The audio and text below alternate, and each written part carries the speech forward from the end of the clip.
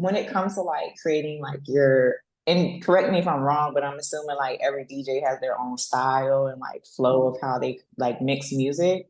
Mm. Like, what did that process look like for you with like creating your own style when it came to being a DJ? Um, so I'm everybody's different, right? Like it's almost like a Mm-hmm. relationship, right? All right, the best way I can describe it is like when you try to holler at somebody, right? Say you, even you as a woman or me as a man, we try to talk to the opposite sex or whoever we want to talk to. We can approach them a thousand different ways. It just has Mm-hmm. to be authentic to who you are. So maybe at first I was trying to pretend to be like my brother and DJ like him, or DJ like my first mentor, DJ Myth or whatever, and like try to cut like him and whatnot. But I tried to sound more like Cypher Sounds, Funk Flex, Enough, um, and just like literally just like try to do what they did and like cut records and stuff like that. And some of it worked, some of it didn't work. But what I did was I recorded myself all the time. I practice.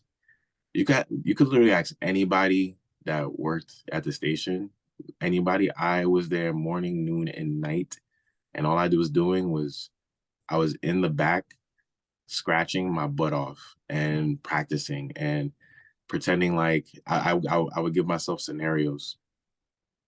Yo, Mike, you're at Starlets, and nothing but black people just come in. They're all at age 20 and something or whatever. What are you gonna play? All right, cool. Pick a song. All right, boom. Now a bunch of whoever Italian people came in. Like, what are you gonna play? Boom, okay, EDM. All right, boom. Okay, now you have to. The owner came in. They said you gotta play a birthday song. All right, cool. Like, how you gonna mix from this to that and still keep up the energy and talk and stuff like that? I would give myself so many scenarios, and because I wasn't getting those opportunities early on, so I Mm-hmm. would do a lot of drills. But that's how I found my sound. Was like I would always record myself. I would listen back all the time, and I started putting out my mixes, and I would see what the feedback was. Like, oh hey, I like this, or I didn't like this. Okay, cool. So then I would just take that and keep listening and listening. And how I liked listening to other DJs, like I was like, okay, what DJs I like? I would write all their names down. I'd be like, okay, I like Camilo. I like Cast One. I like Enough. I like all these names are gonna be similar, by the way. So Cipher Sounds, whatever. Um, okay, what is it that I like about them? How can I take what I like most about them and put it in me and just make like Mm-hmm. a ultimate warrior type of stuff. So you're gonna see a lot of things. Like all these people have a lot of things in common. They're very nice. They're great at what they do. They can cut and scratch, and they talk. And they talk well on the mic, and they're very relatable. So I was like, all right, cool.